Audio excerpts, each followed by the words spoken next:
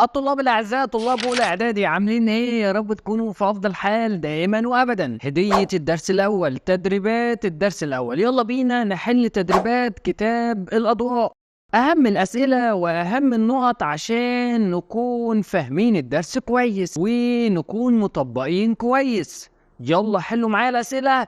يلا بينا أصدقائنا الأعزاء، يلا بينا نحل تدريبات كتاب الأضواء. بس ما تنساش تعمل لايك وتشترك في القناة عشان تشوف شرح كل منهج الصف الأول الإعدادي. يلا بينا وأول صفحة صفحة 18. والسؤال الأولاني بيقول إيه؟ السؤال الأول بيقول أكمل العبارات الآتية بما يناسبها من كلمات. رقم 1: تعد قارة أفريقيا ثاني قارات العالم من حيث المساحة بعد قارة ايه؟ على طول بعد قارة آسيا. 2: تطل قارة افريقيا على بحار هامة. هي ايه بقى؟ هي البحر المتوسط طبعا من ناحية الشمال، والبحر الأحمر من ناحية الشرق. سؤال رقم 3: يقع من مساحة القارة الإفريقية في النصف الأرضي الشمالي. طبعا يقع ثلثي. انتوا عارفين دايرة الاستواء بتقسمها تلتين وتلت، تلتين في الشمال وتلت في الجنوب. يفصل المحيط الأطلنطي قارة إفريقيا عن قارتي المحيط الأطلنطي، بيفصلها عن أمريكا الشمالية وأمريكا الجنوبية. السؤال اللي بعد كده: يمر بقارة إفريقيا 3 دوائر عرض رئيسية، هي دائرة الاستواء، وطبعا مدار السرطان في الشمال ومدار الجدي في الجنوب. 6: يفصل قارة إفريقيا عن قارة آسيا إيه وإيه؟ طبعا يفصلهم عن بعض البحر الأحمر والمحيط الهندي.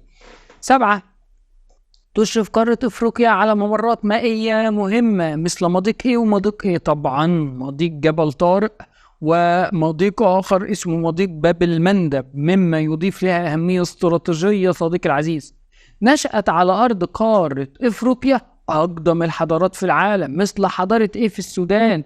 مثل حضارة كوش في السودان. امتد التأثير الحضاري المصري في إفريقيا إلى أعالي منابع. طبعا أعالي منابع النيل، ومنابع يعني المكان اللي بيجينا منه مية. 10: امتدت الممالك الإسلامية في قارة إفريقيا حتى وصلت إلى هضبة البحيرات الاستوائية. طب السؤال التاني بيقول ما المقصود؟ يعني عايز التعريف. أول تعريف بيقول لي ما المقصود بالموقع الفلكي؟ طبعا كلنا عارفينه، هو الموقع بالنسبة لخطوط الطول ودوائر العرض. طيب رقم 2: ما المقصود بالدول الحبيسة؟ الدول الحبيسة يعني الدول التي لا تشرف على مسطحات مائية، فبنسميها حبيسة. طيب ما المقصود بالحضارة؟ أقول لك هو نتاج عقل الإنسان المادي والمعنوي، كل حاجة بينتجها عقل الإنسان سواء كان ماديا أو معلوميا. السؤال الثالث: اكتب كلمة صواب وكلمة خطأ. تقع قارة أفريقيا في وسط قارات العالم. طبعا قارات العالم القديم آسيا وأفريقيا وأوروبا. 2: تتمتع قارة أفريقيا بأهمية استراتيجية كبيرة عبر العصور. طبعا ده نتيجة تحكمها في التجارة. يعد الحفاظ على أمن سيناء ضروري للحفاظ على الأمن القومي المصري. طبعا ده الأمن القومي المصري والإفريقي كمان. 4: يقع نحو ثلث مساحة القارة الإفريقية في النصف الشمالي من الكرة الأرضية. لا، التلت ده في النص الجنوبي مش الشمالي. تعرضت مصر وقارة إفريقيا للعديد من الحملات الاستعمارية. أيوة طبعا، من الدول الأوروبية. 6: تنقسم قارة أفريقيا إلى دول متساوية في المساحة؟ أكيد لأ، ده دول مختلفة، واللي عمل كده الدول الاستعمارية. وصل المصريون القدماء إلى السودان والقرن الإفريقي. أيوة، المصريون القدماء وصلوا إلى هذه المناطق. 8: تعمل مصر على تدعيم علاقتها مع دول وشعوب القارة الإفريقية؟ أكيد طبعا، دلوقتي وزمان. 9: بدأت رحلة الدوران حول أفريقيا في العهد الفرعوني من البحر الأحمر وانتهت إلى مضيق باب المندب؟ لا طبعا، مضيق جبل طارق، وبعديها دخلوا البحر المتوسط. طب السؤال اللي بعد كده بيقول اكتب ما تشير إليه العبارات التالية. يعني الجملة دي عايز أحط مكانها كلمة واحدة. الدول التي تطل على مسطحات مائية، نقول هي الدول البحرية، وده عكس الدول الحبيسة. طب السؤال رقم 2، بحر يفصل قارة افريقيا عن قارة اوروبا؟ طبعا هو البحر المتوسط. طيب السؤال رقم 3، دول حرصت على تقسيم دول افريقيا لدول مختلفة في المساحة؟ طبعا دي الدول الاستعمارية الاوروبية. طب السؤال رقم 4، دولة افريقية تم انتخابها لرئاسة الاتحاد الافريقي لعام 2019؟ دولتنا الغالية مصر، دولتنا العزيزة. 5، طريق اكتشفه البرتغاليين للدوران حول افريقيا اسمه طريق رأس الرجاء الصالح. طب السؤال رقم 6، كان لهم دورا في اكتشاف منابع النيل في نهاية القرن ال18 وخلال القرن ال19؟ طبعا هي هولندا وفرنسا وانجلترا. اختر الإجابة الصحيحة مما بين القوسين. حاضر. يفصل قارة افريقيا عن قارة اوروبا؟ خدوا بالكم دول انها في الشرح ومهمة اوي. يفصل قارة افريقيا عن قارة اوروبا هو البحر المتوسط. رقم 2، تقترب قارة افريقيا من قارة اوروبا عند مضيق؟ طبعا مضيق جبل طارق. طيب السؤال اللي بعد كده رقم 3، تمثل قارة افريقيا نحو قد ايه من مساحة قارات العالم؟ ربع، خمس، سدس، نصف؟ هي 20% و20% دي اللي هي قد ايه؟ خمس طبعا. طب السؤال رقم 4، يمر بقارة افريقيا نحو دوائر عرض رئيسية؟ طبعا عددهم 3 دوائر عرض رئيسية: السرطان، الاستواء، والجدي. يحد قارة افريقيا من جهة الغرب المحيط، من جهة الغرب يبقى المحيط الأطلنطي طبعا. السؤال رقم 6، دولة إفريقية تقع في الركن الشمالي الشرقي هي مصر، ليبيا، الجزائر، تونس؟ شمال شرقي ده مكاننا، يبقى مصر طبعا. السؤال رقم 7، نشأت على أرض إفريقيا حضارات قديمة زي إيه في تونس؟ أقول لك قرطاج، حضارة قرطاج دي في تونس دلوقتي. طب السؤال رقم 8، انتقلت الحضارات من قارة آسيا إلى قارة إفريقيا عبر طبعا شبه جزيرة سيناء. جابت لنا الحضارات وجابت لنا جيوش تحاربنا. بدأت رحلة الدوران حول إفريقيا في عهد الملك نخاو، ابتداء من خرجت منين يعني؟ من البحر المتوسط ووصلت فين؟ البحر المتوسط، البحر الأحمر إلى البحر المتوسط. انتهت رحلات محمد علي باشا الاستكشافية في إفريقيا باكتشاف طبعا النيل الأبيض. السؤال اللي بعد كده صوب ما تحته خط، يعني الكلمة اللي تحتها خط غلط، عايزين نشيلها ونحط مكانها كلمة تانية. حاضر. تعد مصر جزء من قارة أوروبا؟ أوروبا إيه دي؟ لا طبعا مصر جزء من قارة إفريقيا. طيب السؤال رقم 2، تعد إفريقيا ثالث قارات العالم من حيث المساحة؟ تالت؟ لا هي التاني بعد قارة آسيا.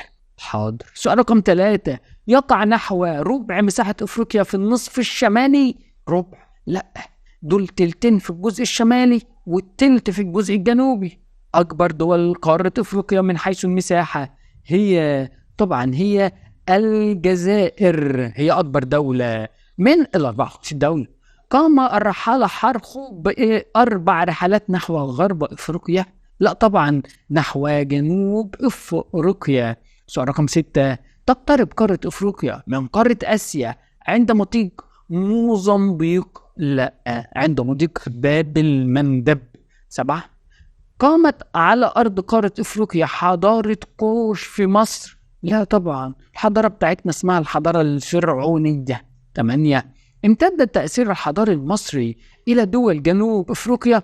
لا هي دول وسط افريقيا. صديقي العزيز بينا على الورقة اللي بعد كده ليه صفحة 20، وبيقول السؤال الثالث، من هو؟ يعني الجملة دي تخص مين من الدرس الأول؟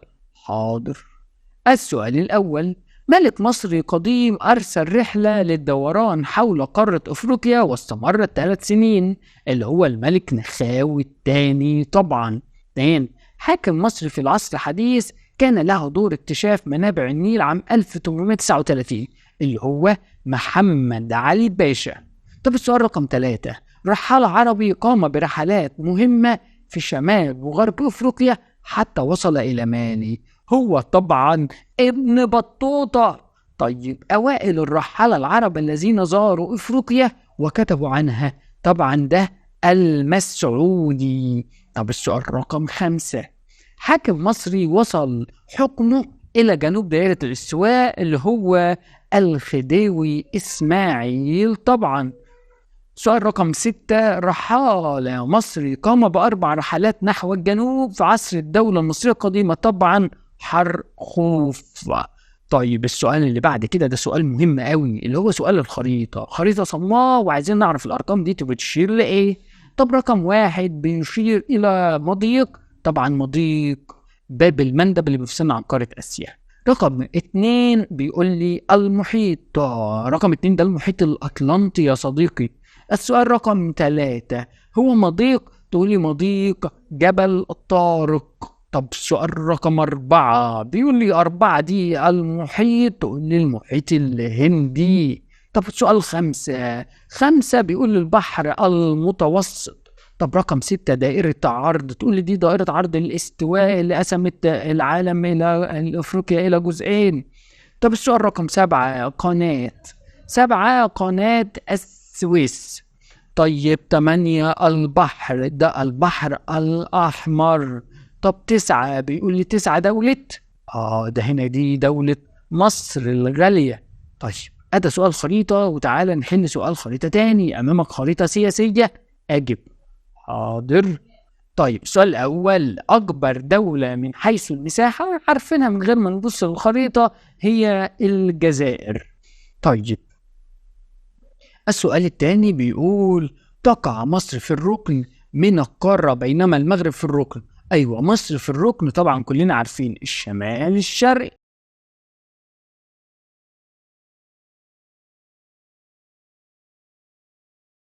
السؤال اللي بعد كده، من الدول التي تطل على البحر المتوسط دولة، طبعا مصر وليبيا وتونس والجزائر. سؤال رقم 4 من الدول العربية الإفريقية، طبعا عندي دول هي مصر وليبيا وتونس، على فكرة عددهم 10 بس هو عايز 3. طيب من الدول التي تطل على البحر الأحمر، طبعا أول حاجة هي مصر والسودان وإريتريا. طيب السؤال رقم 6 من الدول التي تطل على المحيط الأطلنطي، ده كتير جدا جدا جدا. هقول لك هو المغرب وموريتانيا والسنغال وأنجولا وكتير قوي. من الدول الحبيسة بقى، الدول الحبيسة يعني ما بتشوفش بحر، يبقى تشاد، النيجر ومالي، وانا مالي. السؤال اللي بعد كده بيقول سؤال بما تفسر. السؤال بما تفسر في المستوى الرابع، يعني أسئلة عايزة مستوى أعلى في التفكير. 1 الأهمية الاستراتيجية لموقع قارة إفريقيا، تقول لي بسبب إشرافه على مضيق جبل طارق وباب المندب وقناة السويس. 2 الأهمية الحضارية لقارة إفريقيا. ليه قارة إفريقيا مهمة حضاريا؟ تقول لي علشان قامت على أرضه أقدم الحضارات مثل الحضارة الفرعونية وحضارة كوش. طيب 3 تنقسم قارة أفريقيا إلى دول مختلفة المساحة، إيه السبب؟ تقول لي بسبب تعرضها للاستعمار والمستعمر هو اللي قسمها. السؤال رقم 4 تحكم قارة أفريقيا في طرق التجارة العالمية، ليه بتتحكم؟ تقول لي بسبب أهمية موقعها الجغرافي، اللي خلاها تتحكم هو موقعها الجغرافي المهم. السؤال رقم 5 أسس البرتغاليون الموانئ والمراكز التجارية على طريق رأس الرجاء الصالح. تقول لي أيوة لتأمين الملاحة والتجارة. السؤال اللي بعد كده تنوع النباتات الطبيعية والحيوانات والمحاصيل الزراعية في قارة أفريقيا بسبب طبعا المناخ المتنوع، وده بسبب عدد دوار العرض الكتير. 7 تحكم قارة أفريقيا في طرق التجارة العالمية، ليه بتتحكم؟ تقول لي بسبب أهمية موقعها الجغرافي. لا ما لسه حلينه، أقول لك اتكرر تاني يا سيدي مش مشكلة لأنه سؤال مهم. السؤال اللي بعد كده ما النتائج المترتبة على الموقع الجغرافي لقارة أفريقيا؟ برضو بس بصيغة تانية، يبقى تحكمه في طرق التجارة عبر العصور. طب السؤال رقم 2 إرسال محمد علي باشا رحلات لاكتشاف منابع النيل عام 1839، ما النتائج؟ تقول لي اكتشفوا النيل الأبيض. طيب السؤال رقم 3 انتخاب مصر لرئاسة الاتحاد الأفريقي عام 2019، تقول لي ده أدى إلى تعميق دور مصر الريادي مع دول قارة، ودي حاجة مهمة. تنوع المناخ في قارة أفريقيا. تقول لي تنوع المناخ في قارة أفريقيا أدى إلى تنوع النبات والمحاصيل والحيوان. السؤال اللي بعد كده بيقول دلل على صحة العبارات الآتية. 1. تتمتع قارة أفريقيا بموقع متميز له أهمية كبيرة. دليل هنقول تحكمها في طرق التجارة العالمية، ده دليل، أنا عايز دليل بيؤكد صحة العبارة. تمتد قارة أفريقيا بين نصفي الكرة الأرضية شمال وجنوب. طب إيه دليلنا؟ إن قمر الاستواء بيمر في النص، فده معناه إن في نص في الشمال ونص في الجنوب. كان لمصر دور بارز في الكشوف الجغرافية لقارة أفريقيا منذ القدم. هتقول لي حيث قام الملك نخاو بالدوران حول أفريقيا، وكمان عندنا حرخوف اللي عمل 4 رحلات. لعب محمد علي باشا دورا في اكتشاف منابع النيل، اللي أرسل بعثة قامت باكتشاف النيل الأبيض. مجموعة الأسئلة اللي بعد كده أسئلة قمة عايزة تركيز قوي. بيقول السؤال الأولاني اختر أقصى اتساع لدولة مصر في القارة الأفريقية كان في عهد حاكمها. طبعا الخديوي إسماعيل. مصر وصلت إلى جنوب دائرة الاستواء. رقم 2 كان نهر النيل عاملا مشتركا لظهور حضارتي كوش وأكسوم. آخر ورقة مهمة جدا.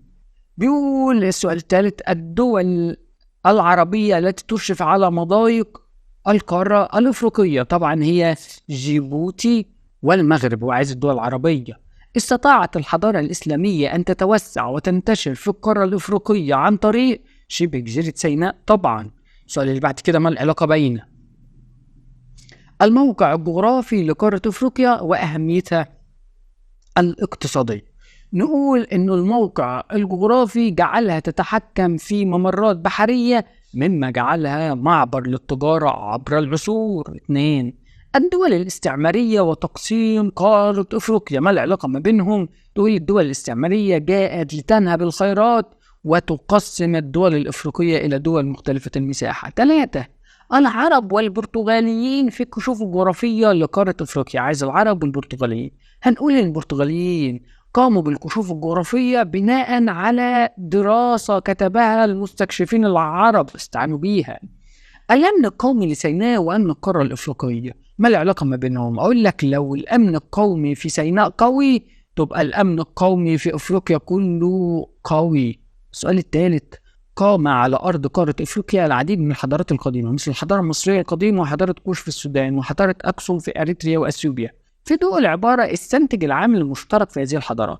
أول حاجة إن الحضارات دي أضافت قيمة حضارية لأفريقيا وكلها قامت على مياه نهر النيل. السؤال الرابع ما مقترحاتك لتعميق العلاقة بالقارة الأفريقية؟ نقول تقديم مساعدات للدول الأكثر فقرا ومنحهم منح تعليمية. كانت الحضارة المصرية القديمة لها الريادة في اكتشاف القارة الأفريقية. دلل هنقول حرخوف من أوائل المستكشفين، ونخاوي الثاني هو أول من أمر بالدوران حول أفريقيا. السؤال السادس اكتب السؤال السادس والأخير اكتب كلمة صواب. هنقول عدد دوائر العرض التي تمر بكفر قارة أفريقيا في النصف الشمالي أكتر من النصف الجنوبي. لا، العكس. السؤال السابع ما رأيك في العبارة التالية؟ شبه جزيرة سيناء لها دور إيجابي ودور سلبي للقارات الأفريقية. تقول أتت منها الحضارات والثقافات وأيضا الجيوش، يبقى دي حاجة إيجابية وحاجة سلبية. وأنا كده أكون وصلت لنهاية التدريبات. أتمنى أن كنت استفدت. استنى معانا شرح الدرس الثاني تضاريس قارة أفريقيا. صديقي العزيز إلى اللقاء. سلام.